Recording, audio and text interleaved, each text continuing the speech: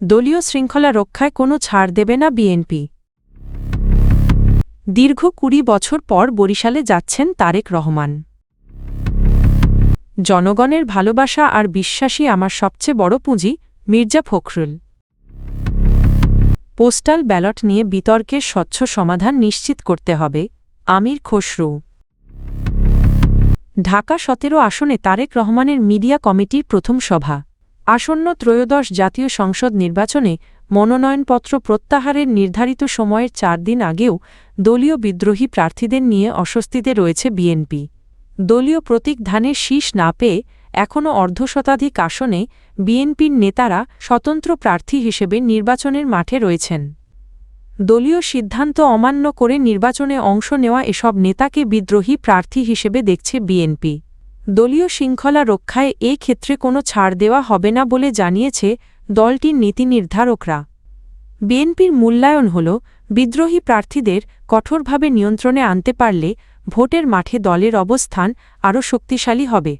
সে কারণে দলীয় সিদ্ধান্ত অমান্য করে যেসব স্বতন্ত্র প্রার্থী শেষ পর্যন্ত প্রার্থিতা প্রত্যাহার করবেন না তাদের বিরুদ্ধে কঠোর সাংগঠনিক ব্যবস্থা নেওয়ার সিদ্ধান্ত নিয়েছে বিএনপি।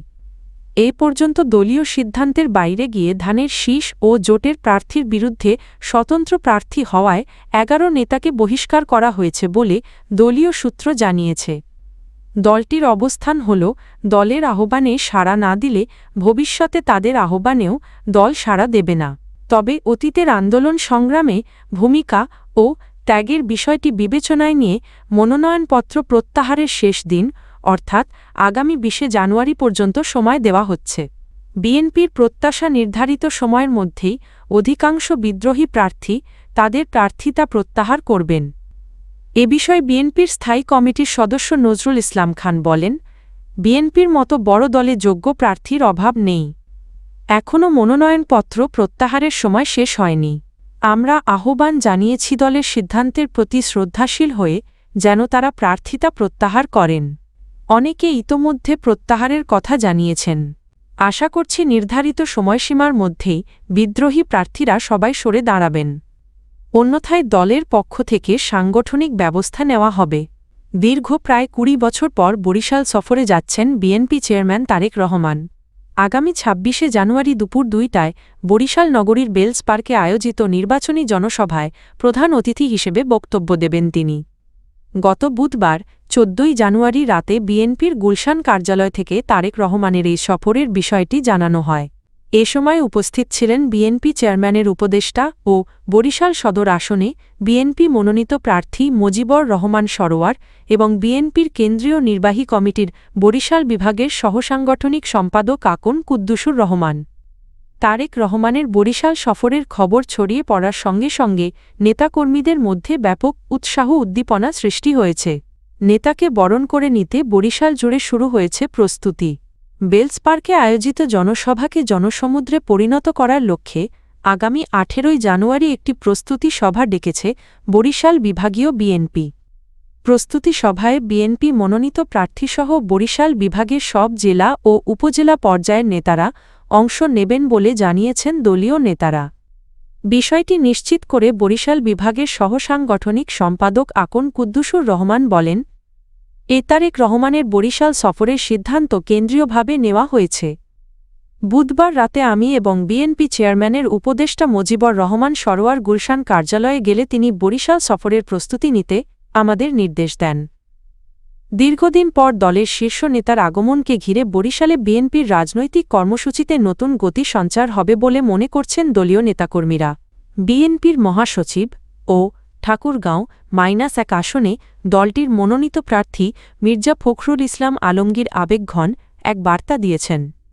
বৃহস্পতিবার ১৫ই জানুয়ারি রাতে নিজের ভেরিফাইড ফেসবুক পেজে দেওয়া এক পোস্টে তিনি তার দীর্ঘ রাজনৈতিক পথচলা এবং মানুষের প্রতি দায়বদ্ধতার কথা তুলে ধরেন। পোস্টে মির্জা ফখরুল লেখেন, ব্যক্তিগত চাওয়া পাওয়ার ঊর্ধ্বে উঠে তিনি সারা জীবন মানুষের অধিকারের পক্ষে কথা বলার চেষ্টা করেছেন। তার ভাষায় মানুষের ভালোবাসা ও বিশ্বাসই তার জীবনের সবচেয়ে বড় অর্জন। তিনি আরও বলেন, মানুষের এই বিশ্বাস তার কাছে একটি আমানতজা রক্ষা করাই তার জীবনের শেষ লক্ষ্য। শেষাংশে তিনি সবাইকে পাশে থাকার আহ্বান জানিয়ে বলেন, একসঙ্গে থাকলে লক্ষ্যে পৌঁছানো সম্ভব। পোস্টাল ব্যালট ঘিরে যে বিতর্ক সৃষ্টি হয়েছে তার স্বচ্ছ ও গ্রহণযোগ্য সমাধান নিশ্চিত করার দায় নির্বাচন কমিশনের, এমন মন্তব্য করেছেন বিএনপির স্থায়ী কমিটির সদস্য আমির খসরু মাহমুদ চৌধুরী। বৃহস্পতিবার ১৫ই জানুয়ারি সকালে চট্টগ্রাম মা ও শিশু হাসপাতালের আয়োজনে সাবেক প্রধানমন্ত্রী ও বিএনপির চেয়ারপারসন প্রয়াত বেগম খালেদা জিয়ার জন্য দোয়া মাহফিল শেষে সাংবাদিকদের প্রশ্নের জবাবে তিনি একথা বলেন। আমির খসরু বলেন, যারা ব্যালট পেপার ছাপিয়েছে তারাই এ বিষয়ে সঠিক ব্যাখ্যা দিতে পারবে। ভবিষ্যতে যেন নির্বাচন নিয়ে কোনো প্রশ্ন না ওঠে সে জন্য কমিশনকে কার্যকর ব্যবস্থা নিতে হবে। তিনি বলেন, দেশের মানুষ প্রায় ২ দশক ধরে ভোটাধিকার থেকে বঞ্চিত। এখন তারা ভোট দিয়ে প্রতিনিধি নির্বাচনের অপেক্ষায় রয়েছে। চট্টগ্রামের ১৬টি সংসদীয় আসনে এবার প্রবাসীসহ ৯৫,০০০-এর বেশি ভোটার পোস্টাল ভোট বিডিআপে নিবন্ধন করেছেন। এর মধ্যে সর্বোচ্চ নিবন্ধন হয়েছে চট্টগ্রাম -১৫ আসনে। নির্বাচন সংশ্লিষ্টদের মতে কিছু আসনে পোস্টাল ভোট ফল নির্ধারণে গুরুত্বপূর্ণ ভূমিকা রাখতে পারে। পোস্টাল ব্যালটে বিএনপির প্রতীকধানে শিশকেন ভাঁজের মধ্যে পড়ছে, এ প্রশ্ন তুলে আমির খসরু বলেনের ব্যাখ্যা নির্বাচন কমিশনকেই দিতে হবে। তিনি আশা প্রকাশ করেন কমিশন শুধু ব্যাখ্যাই নয়, এর প্রতিকারও করবে যাতে নির্বাচন নিয়ে কোনো বিতর্ক বা আস্থার সংকট তৈরি না হয়।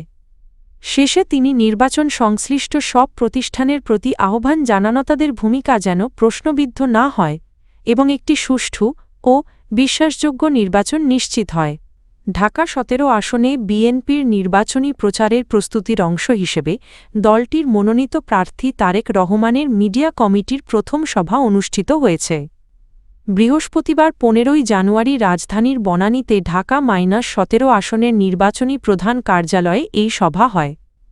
সভায় বিএনপি চেয়ারম্যানের উপদেষ্টা ও ঢাকা -১৭ আসনের নির্বাচন পরিচালনা কমিটির প্রধান সমন্বয়ক বীর মুক্তিযোদ্ধা আব্দুস সালাম বলেন, ঢাকা -১৭ আসনে কিছু রাজনৈতিক দল বিভ্রান্তিকর ও ভুয়া প্রচার চালাচ্ছে। তিনি বলেন, মিডিয়া যদি সঠিক ও সত্য তথ্য তুলে ধরতে ব্যর্থ হয় তাহলে সাধারণ মানুষ বিভ্রান্ত হওয়ার আশঙ্কা থাকে।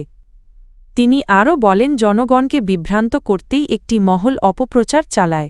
তবে বাংলাদেশের মানুষ সচেতন এবং তারা এসব অপপ্রচারে বিভ্রান্ত হয় না। সভায় নির্বাচনী প্রচারে মিডিয়ার ভূমিকা, তথ্যের সঠিক উপস্থাপন এবং অপপ্রচারের বিরুদ্ধে কার্যকর কৌশল নিয়ে আলোচনা হয়।